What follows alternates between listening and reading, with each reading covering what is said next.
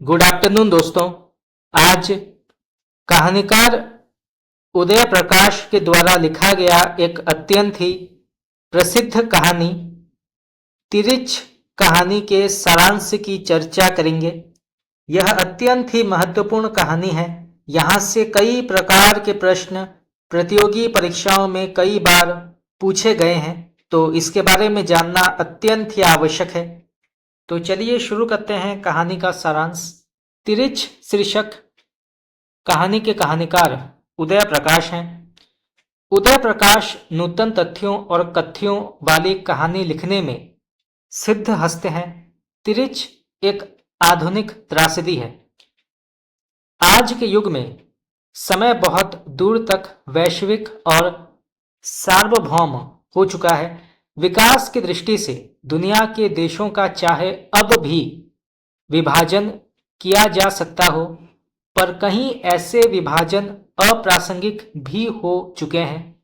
ऐसे में भारत जैसे देश में यथार्थ और समय के बीच बहुसंख्यक समाज के लिए एक ऐसी अलग खाई उभरी है जिसके चलते जीवन में बेगानगी और अजनबियत आई है।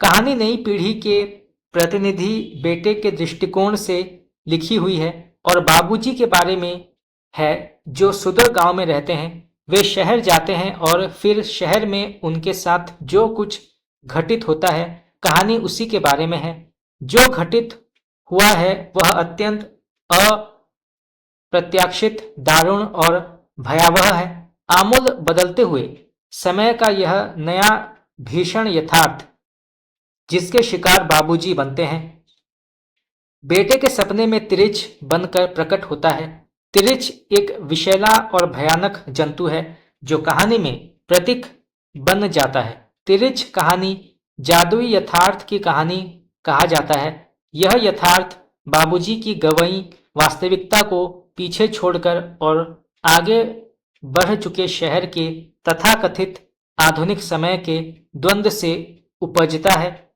दुनिया के उन देशों में जहां यथार्थ और समय के बीच खाई उभरी, वहां जादुई यथार्थ प्रकट हुआ। तिरिच कहानी में बाबूजी को तिरिच काट लेता है। तिरिच का काटा आदमी बच नहीं पाता है। वह पिताजी की स्थिति हुई। वैसे यह वैज्ञानिक धारण नहीं है। यहाँ इस कहानी में बाबूजी को नई पीढ़ी और पुरानी पीढ़ी के अंदर का तिरिच काटे हुए हैं।